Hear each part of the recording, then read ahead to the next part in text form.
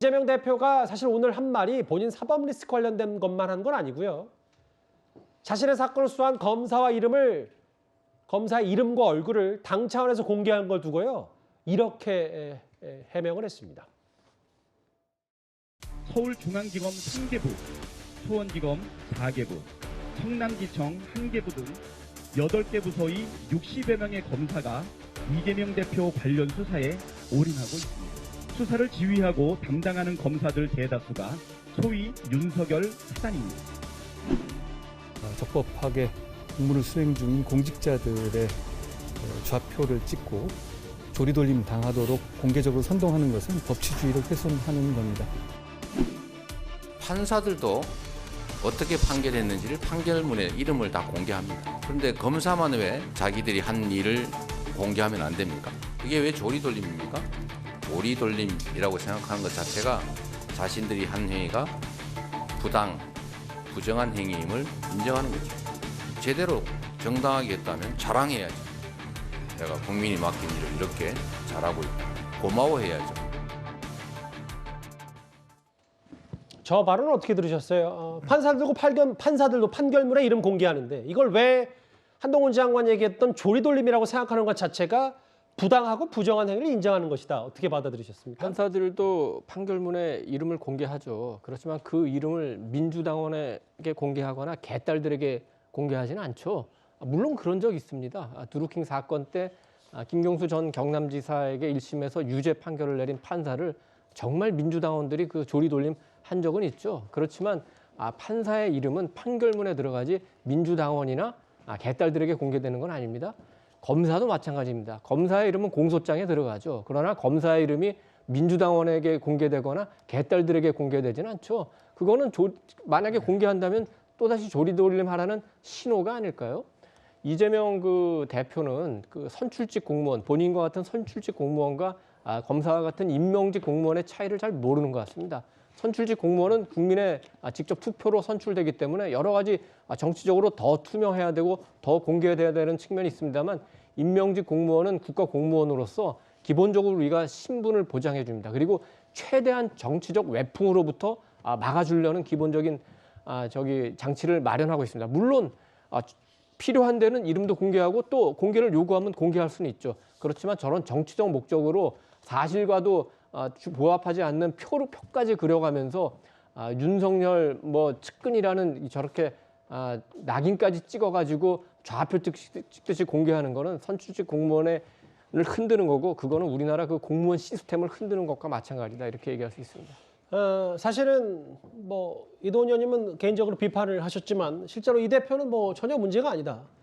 검사들만 왜 자기 한 일을 공개하면 안 되냐. 근데 이게 당시에도 여러 얘기가 나왔던 게 이렇게 일단 인터넷 홈페이지 찾아보는 것과 이렇게 하나로 모아서 좌표 찍듯이 이 사람들이 이재명 대표 다 관련 수사하는 사람들이 하는 부분은 좀 다르다. 이런 차원의 얘기는 저희 뉴스탑10에서 많이 했었거든요. 근데 좌표 찍기 얘기가 나와서요. 비슷한 얘기가 하나 있습니다. 정 의원님, 이재명 대표가 성남지청의 소환 조사에 응해서 성남지청을 갔을 때 민주당 지도부 포함해서 대략 한 40-50명 정도 같이 동행을 했잖아요. 근데 일단 강성 지지자를 중심으로 안간 의원들 골라내자라고 해서 반드시 민주당에서 내쫓아 두십시오. 물론 일부 의견이랍니다만 이것 때문에 여러 얘기들이 좀 있는 것 같아요. 이번에 이재명 대표하고 동행했던 분들은 대부분 민주당에서 당직을 맡고 있는 분들이에요. 그러니까 이재명 대표로부터 당직받은 아마 의원들이 함께 했던 것 같고요. 이재명 대표의 속마음은 어땠을까요? 민주당의 국회의원 전원이 본인과 함께 동행해 줬으면 하는 마음이었을 겁니다. 근데 이제 그렇지 않았던 거죠, 실제로는.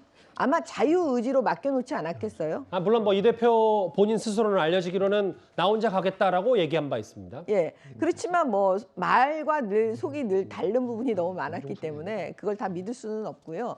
그러면 이재명 대표 대신에 참석하지 않은 의원들을 향해서 뭔가 얘기를 하고 싶은데 그걸 누가 해주냐면 제가 볼 때는 개딸들이 그걸 대신 해주는 것 같아요.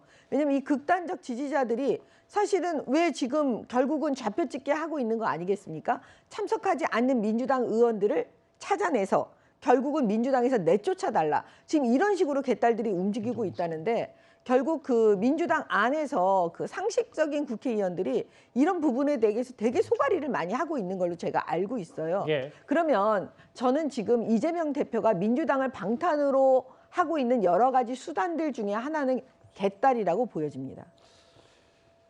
실제로 그래서 이재명 대표의 최측근 그룹이라고 불렀던 일명 7인회 여기에 또 동행하지 않은 특히 뭐 친명계 좌장으로까지 불렸던 정성호 의원을 두고도 여러 뭐 당내에서 말들이 많고 뭐 정 의원은 다른 인터뷰에서는 뭐 이신전심 아니냐 그날 개인 일정이 있어서 못 갔다 뭐 이런 얘기를 하고 있지만 노돌 교수님 이 전반적인 민주당 내부 기류를 어떻게 좀 판단하십니까?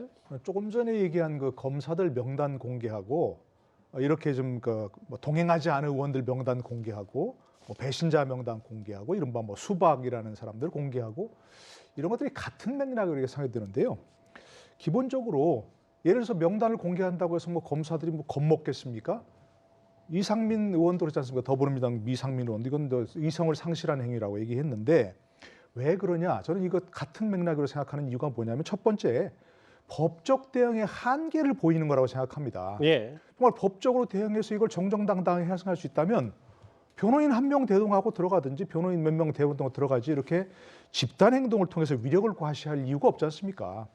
계속해서 이재명 대표가 지금 이것도 뭐 조작 수사고 뭐 이렇게 정치적 수사고 이렇게 얘기하고 있는데 그걸 또 얼마든지 국민들에게 호소해서 국민들이 그것을 납득한다면 이와 같이 수십 명의 의원 뭐 수십 명의 수백 명 지지자들을 모아서 놓고 집단적으로 위력을 과시할 이유가 없지 않습니까?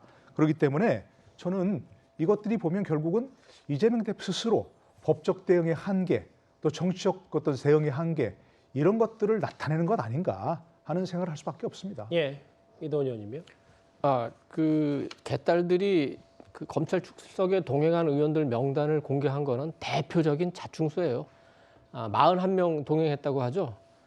민주당 의원이 지금 169명입니다. 민주당 출신 그 무소속 의원 하면 더 많죠. 어쨌든 128명이 동행하지 않은 거예요. 그럼 128명의 의원을 적으로 둘 겁니까? 41명은 7명이고 128명은 반명인가요? 그럼 어떻게 되죠? 또 그 법무부에서 저기 체포동의안 넘어오면은 그러면 128명은 그러면 가결표 던지라는 얘기입니까? 대표적인 자충수고 7인의 라는 조직이 뭐 실체가 있는 건지는 모르겠고 이따 한들 무슨 의미가 있겠냐면은 그 중에서 3명은 그 가고 4명은 안 갔어요. 4명한테 지금 정성호 의원한테 특히 왜 그 성남지청에 안 갔느냐고 묻는 거잖아요. 확실한 이유가 있습니다. 그 이유가 뭐냐? 제정신이기 때문에 안 나간 거예요. 정성호 의원이 얘기했죠. 왜 대표의 사법 리스크를 당을 끌어들이냐?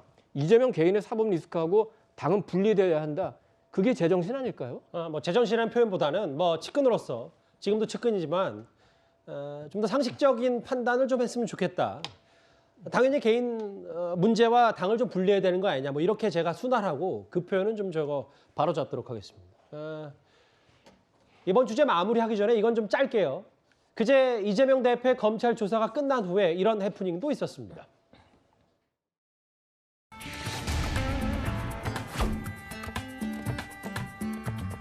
혹시 불체포 특권과 관련해서 말씀하셨던 대로 내려놓으실 뜻이 있으신지 여쭙습니다. 역시 가정적 질문이어서 제가 답을 드리기는 적절치 않은 것 같습니다.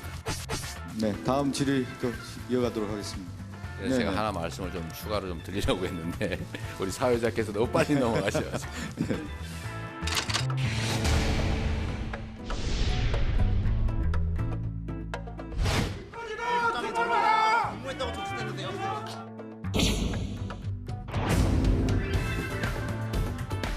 검찰 티타임 거절하시면 어떤 뜻이셨나요?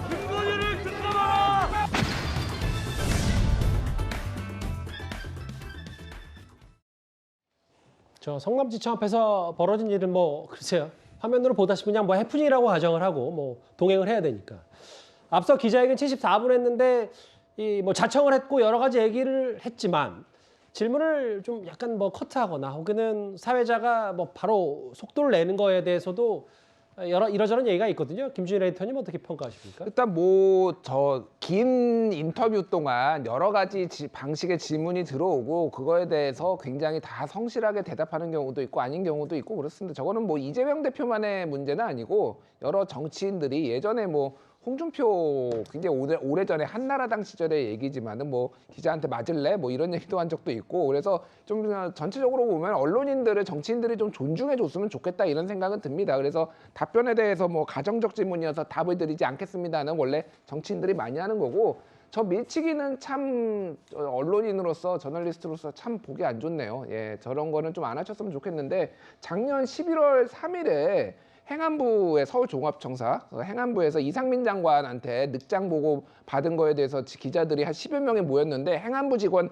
한 10명이 와가지고 다 뜯어냈거든요. 기자들 거기 못 있게. 그러니까 이런 것들 좀 정치인들이 좀 아니면 관료들이 이렇게 좀 안 하고 기자들 좀 다 존중해 줬으면 좋겠습니다. 네. 뭐 저 해당 영상은 뭐 저희 채널A뿐만 아니라 여러 그 언론에도 공개가 됐고 정청래 의원이 본인 SNS에 기자들에게 좀 미안하다, 취재인에게 미안하다는 표현도 했는데 그만큼 지금 민주당이 뭐 단일 대우 외치면서 여러 가지 외풍을 좀 견디고 있다는 뭐 그것 때문에 여러 가지 비판적인 목소리도 있고요, 뭐 반대의 목소리도 있는 것 같습니다.